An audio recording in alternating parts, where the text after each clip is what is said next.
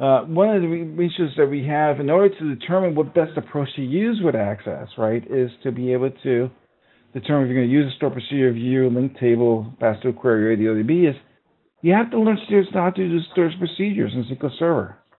That's the only way you're going to completely optimize the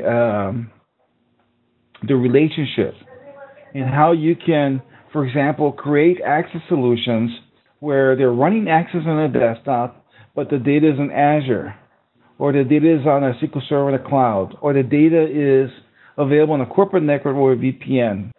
If you ever tried Access on a VPN with an Access backend file on the network, it's almost unusable. And so when somebody tells me, well, we want our people to use this database in the field, and I ask them, okay, how are they going to access the data in the corporate network? Oh, through a VPN tunnel. So automatically, I tell them, let's say we're going to SQL Server backend, either the Express version or the full license. And 90% of the times we use the Express version. I mean, they're coming from an Access database that's not client-based already, going to a client-based system. The chances are they don't have millions of records, because if they did have millions of records, they would have been using SQL Server to begin with.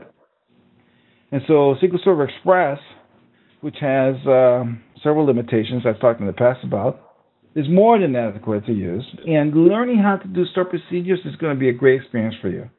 I found it enlightening. I found it a joy. Robert, who's listening to this conversation now, he's also a consultant, full-time employee with IT Impact. Robert, I think that's you. It's his last name, Aaron. He's been learning a lot about store procedures, and that's one of the advantages of being an employee for us. We actually teach you how to do a great number of things using store procedures. And he'll be the first one to tell you, it's been a real eye-opener for him and how it's been able to improve speed. And one of the first parts we gave him, it was trial by fire, but it's the only example, it's the only way you're going to learn. There's a company out in Atlanta where we host our data. A lot of times we host the data for our clients, our own SQL Server, for reasons, for example, I'll give you, for instance, in Azure, you can't do jobs, nightly jobs. You can do it if you have your own server, right? So we have our own SQL Server farm. We are for hosting plans for our clients. But Robert upsized that database to a SQL backend in the cloud, and it was dying. I mean, we're talking about minutes we're passing by to open forms and do things. And Robert, if you want to mention on the chat there your experience on that, that'd be great, and share with everybody else. But, the fact is that you really need to learn store procedures. You're really going to get a leg up on optimizing. You have to know. You can do everything with views and table links, but if you don't use store procedures, you're really giving up on the power of SQL. All right. So you've got quite a few number of people here tonight. That's great. Welcome, everybody. All right. Let's go to the next slide number 5. All right. Link tables. Let's talk about that, because this is a topic that's near and dear to my heart. When I first started doing the blog, because there wasn't a lot of information on the web about optimizing access with SQL Server, one of the decisions I had to make was, do I use link tables, or do I go completely extreme and do unbound forms? That doesn't mean you don't have linked tables. It just means that your fields in your forms are not bound to a table, either linked or local. And I learned how to optimize and therefore use linked tables. That's all we use here, right? We don't bother with that. So we always link our tables, our data entry tables, into the front end, whether they're stored in SQL Server locally or SQL Server in the cloud. You can create applications using linked tables, even tables in the cloud. You can create applications that are efficient, easy to use, and run just fine. So don't let anybody talk you out of not using linked tables. They're a great way to use with SQL Server. Now, do you have their limitations? And again, going back to the delete query. If I use a link table in a delete query, I'm deleting 100,000 records off a million record database, that's going to take minutes. And our standard is 3 seconds. We like to program for 3 seconds. So if it takes more than 3 seconds, I'm already asking my programmers, okay, how can we further optimize this? And we're going to talk about rounds of optimization towards the end of this. I don't have a slide for that, but I will be talking about that. The other aspect of this is, and we're tackling the whole low-hanging fruit, right? The lowest hanging fruit of all is views. They're great for using with your application because they allow the server to do all the processing. Let's take an example of a report that you have that's currently using the query as a source, record source. Or you design the query just for that report. And that query may have 2, 3, 4. I mean, I've had reports that had 10 tables, 15 tables, linked into all these joins, inner, outer joins, all kinds of stuff occurring. Well, if you have a table, a report against that and the report loads, it's going to take time for Access to process and parse that SQL code and send it to SQL Server, have SQL Server then do it. Now, there's one major advantage of View has, because you probably can argue with me and say, one, the Data Client 11 is designed to optimize and send to SQL Server the SQL compatible statement, right? So I don't see much of a big difference, right? But yeah, you may not see much of a big difference, but there is a difference. You may not see it when you're running it, but when you have multiple people on the same app, if you got 20, 30, 40 people on the application, you'll start seeing a difference. But the one major thing you have, a View has over a query that you have an Access or query that you have in a report is SQL Server stores the execution plan with the View. Right? So when you go into SQL Server, you create that View and create that View in SQL Server, you save it, you name that View. SQL Server actually saves the optimum execution plan with that View. Furthermore, if you call that View a lot, which it might happen like at the beginning of the day when people fire up their applications in a corporate environment, SQL Server will keep that View in memory as opposed to going to disk every time to extract the data. So it may take steps so that's why when you run a report multiple times, one after the other, you notice the second, third, fourth time it starts running faster than the first because you're asking the same data from SQL Server, and now it's caching that in memory and keeping the execution plan in memory in SQL Server. And that does that even for the SQL Server Express version that has a 1 gigabyte limit in memory.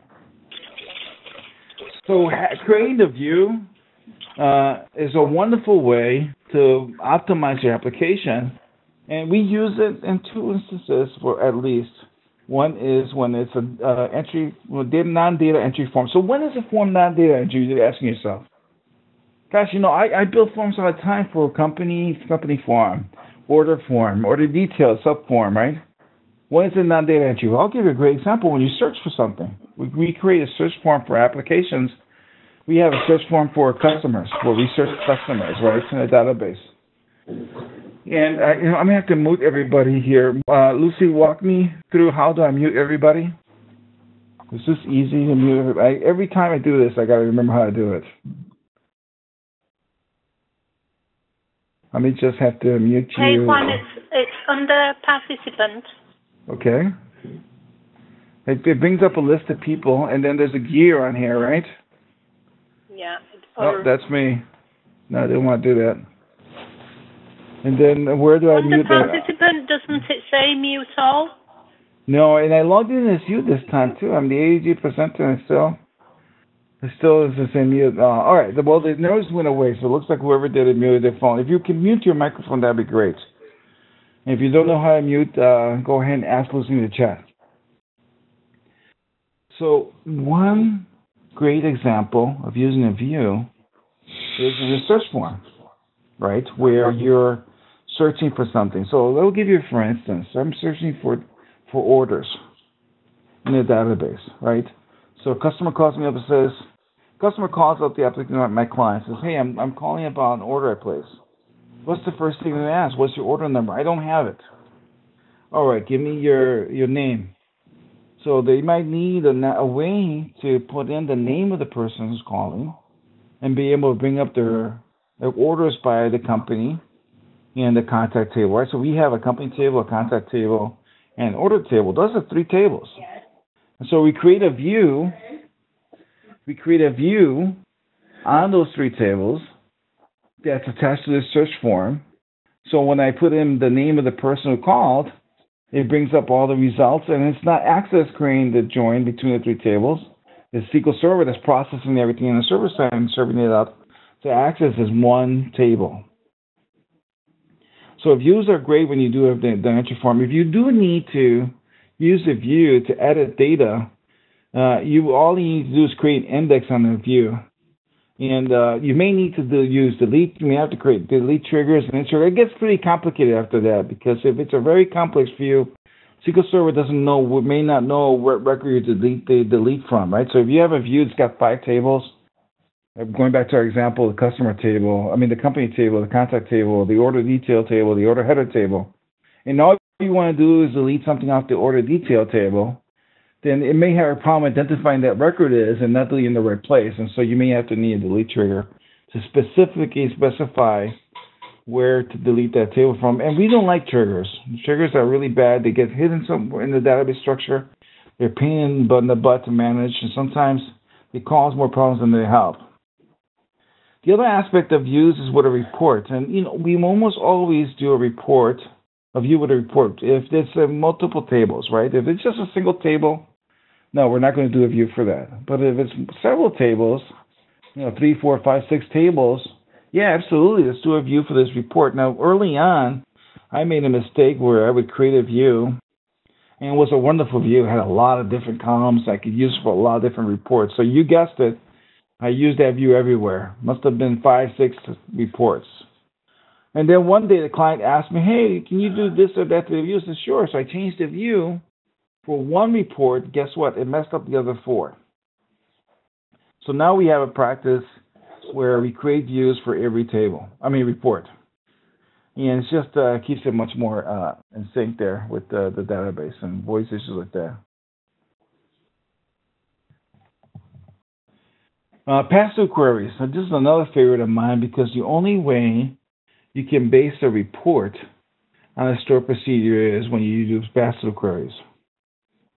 All right, so when, let's say, for example, you have a stored procedure. This is a good example for a report. Sometimes you have to do pre-processing for a report, right, where you have to do temporary tables, and then the temporary tables, you have to analyze those records and modify them, and finally you need to calculate columns, and finally it's ready for the report. Well, that sounds like a great job for a stored procedure, where you can store temporary results and then modify the results in that stored procedure, and finally kick out the data set back to Access. But you can't bind the report to stored procedure in Access. You can't bind the report to a pass-through query. So you would use the pass-through queries, great for reports, and modify. You may even have to modify pass-through query before you run the report. So there's a lot of examples on the web on how to do that. I may even have some on my blog, accessexperts.com/blog. And then you can then see how to use those. The other aspect of this is you don't want to use ADODB, right? And there are situations where you can't use it. Everybody probably is aware at this point that ADODB has been deprecated. Oh my God, deprecated.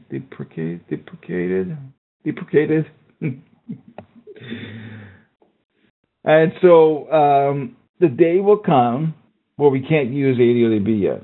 It'll probably be 15 to 20 years from now, because Microsoft takes a long time before it rules out technology. Just the other day they extended the support for XP because their clients would complain loudly. You have to pay for it, but yeah, you still can get support for XP. So the fact is that ADODB is going to be around for a long time, and we still use ADODB in our efforts. But if you don't want to use ADODB, how are you going to call a stored procedure with DAO, with DAO, which is data access objects, right? The fact is, the only way you can do that is with a pass-through query. So every time you need to invoke a separate stored procedure, you either have to create a pass-through query for each stored procedure, or you have to modify the SQL syntax of that pass-through query, and which is what we do. We just go ahead and modify SQL syntax and just run that in our code. ADODB, let's talk about that, because ADODB is a topic near and dear to my heart. when they yanked, I was a late bloomer to Access projects. I only got around to doing Access projects towards the end when they deprecated that too. And I was a late bloomer, and I really lament that because Access projects was a great way to. It was the most optimal way to interact with SQL Server. Let's put it that way. But since I can't do an Access project anymore, we use ADODB, and we use it extensively. And the blog has a lot of examples of ADODB, where you can use ADODB in your code. I mean, we use it to retrieve, create temporary tables in Access, and we use it to run commands with easy ADODB. So if you haven't done that, if you haven't used my technique, easy ADODB, just a wonderful way. I'll put in my comments here, easy ADODB. And you can go to AccessExperts.com/start here, and there you'll see one of the compilations of the post that I've highlighted is easy ADODB. There are instances where you need to run a command, and the only way you can run a command by bypassing JET is with ADODB, right, or pass-through query. And so we use that. We even use ADODB. Believe it or not, we have an updater, a front-end updater, that will actually upload a fresh copy of the front-end to SQL Server in a special table with an image field, and then we have code that checks for that every time they launch our app. If you see a new version, it actually downloads that zip file, unzips it, and then makes it the new front end. That's how much we use ADODB here, where we actually have an auto updater that will update the front end to hundreds of clients through an application once we roll that out. So it's a wonderful way ADODB is a wonderful way to optimize the relationship between Access and SQL Server and make your life a lot easier, especially when you're dealing with an application that's used by 24 people, 50 people, 100 people. If you don't get another auto updater for the front end, being able to update the front end via SQL Server is a huge plus, because otherwise you have to email on the front end, and then they may not understand that they have to close Access, overwrite the front end, and then reopen it. You may not get that. So having ADODB has been a real boon for us, and we're going to lament. I'll be honest with you, I'm going to be upset when they have to stop using it. All right, so this is basically what I just talked about before, how to use ADODB. Okay. So that's my, it's a short chat, but I do have something else. I have something that's not related to SQL Server Access, a demo I prepared for you guys. Do you have any questions? Anybody have any questions regarding when to use the right technology, or how to use ADODB, or how to use pass-through queries, views, or store procedures? Go ahead, unmute your microphone if you have any questions now. I love questions. You guys don't give me enough questions. Love them. I do have a question. Excellent.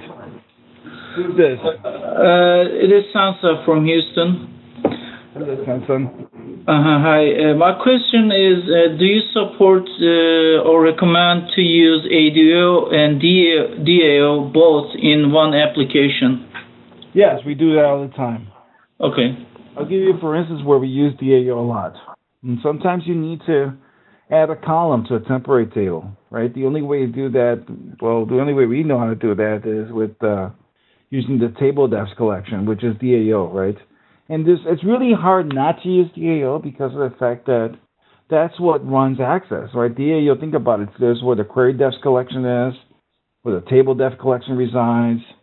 And so if you ever need to manipulate queries, change queries on the fly, the records, the SQL Server source, or create tables, and modify tables, and delete tables, it's all through DAO. So yeah, we use DAO extensively with our ADODB. Great question. Do you have another one or any other question you'd like to ask? Thank you. You're welcome. Anybody else? Anybody else have a question before we move on to the next topic? In case you're wondering, this is not my private island that you're seeing. I don't make that much money with Access, right, to buy my own island yet.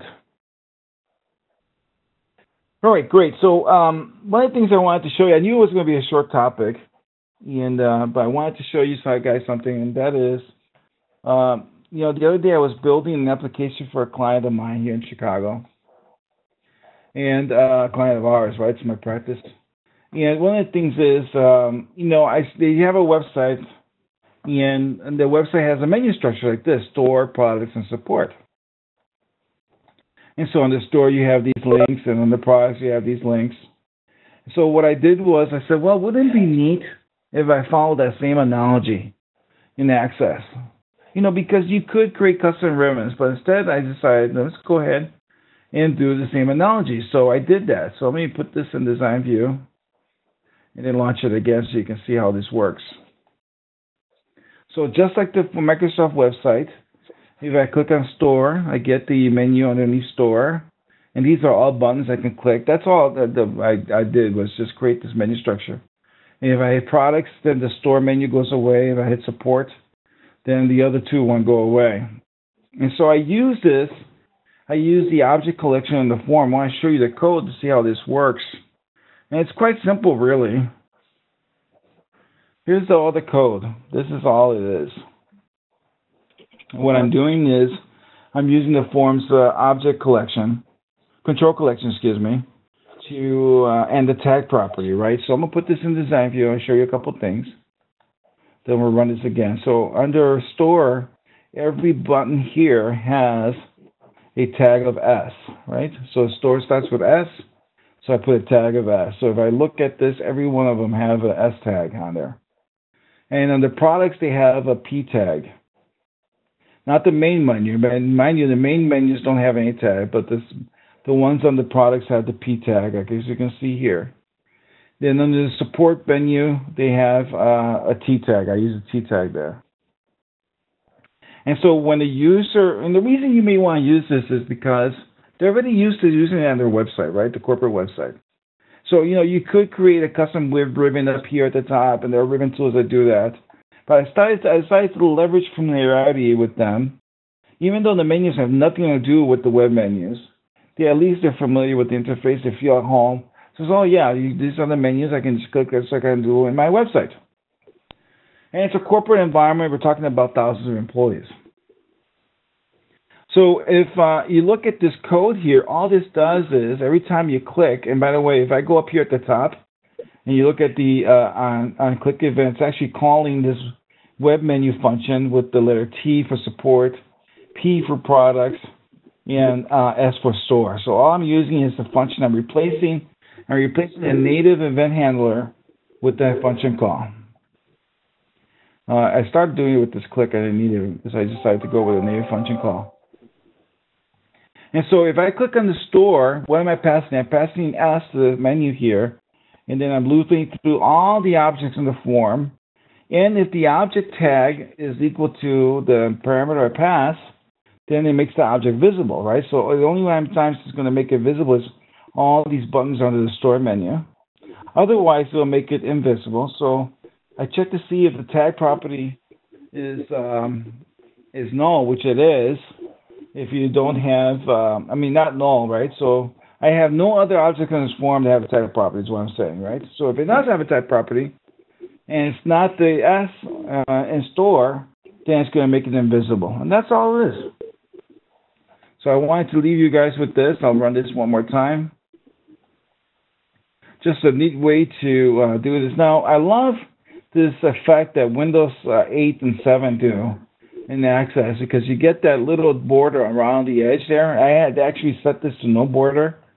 But I kind of like that, and every one of these are buttons. So the objective here, of course, would be if I click on Office, that'll take me somewhere in the application, so I can do that. So it's just a quick little thing here. This will be part of the upload later on this week. You'll see the upload on the AccessUserGroups.org as part of this presentation, and please take advantage of that. So I'll upload this example along with a PDF of the PowerPoint.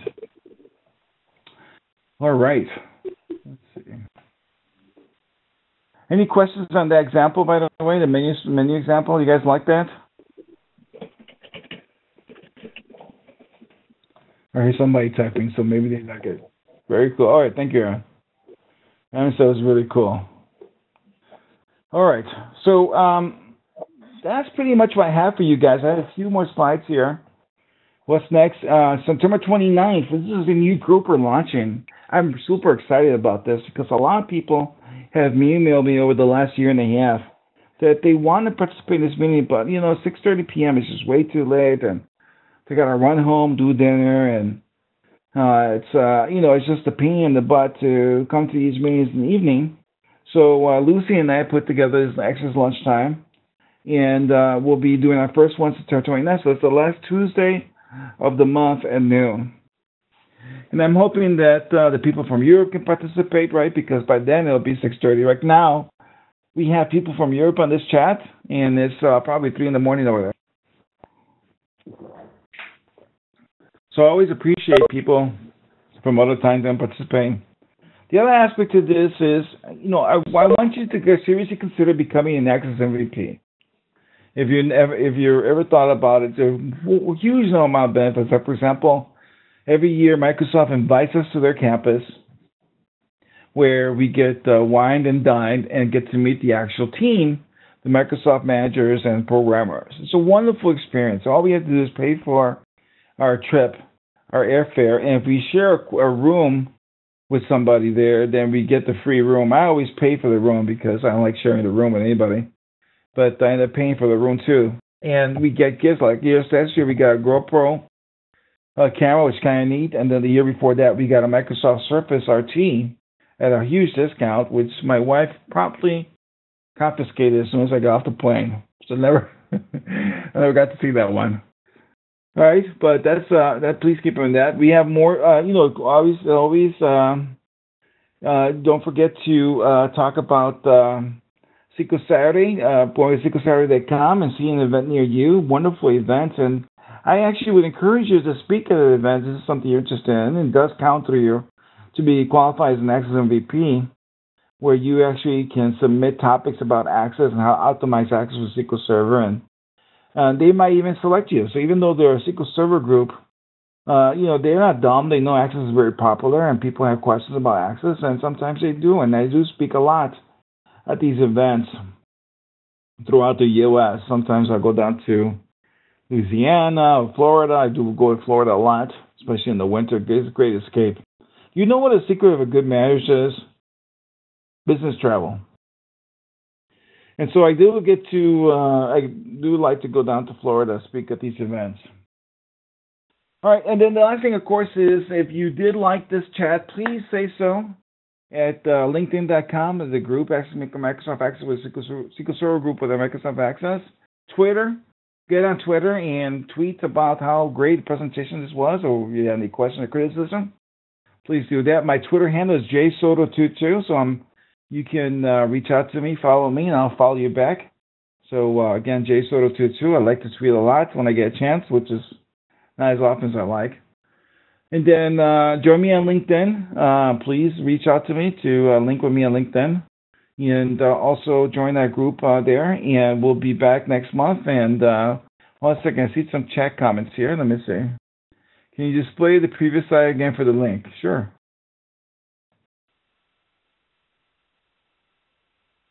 Bedtime, Wayne. You're in Perth. Where is Perth anyway? What country is that? Is that a country? I'm not familiar with Perth. I think that's a country, right, Wayne?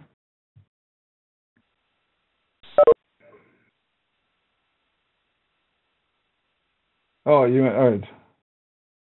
So, Santa, is this the one you want to see, or did you want to see SQL Saturday? SQLSaturday.com? Let me see. This one is SQLSaturday.com. Oh, Western Australia. Okay, great one, Wayne. Well, thank you for joining us. Appreciate that. I hope you enjoyed it. So, did you guys enjoy this chat? Was it good? Okay, thanks, Wayne. Anybody else enjoyed it, or any critique from me? All right. Well, look, everybody, thank you for joining us. And again, always a pleasure to have you guys. I'm going to start the music up again here. And go out and make a great time. We have a great time with Access SQL Server. Thank you so much. This is Juan Soto signing off from Chicago, Illinois, and we look to see you next month here, Tuesday, second Tuesday of the month, and September 29th at noon. So long, everybody.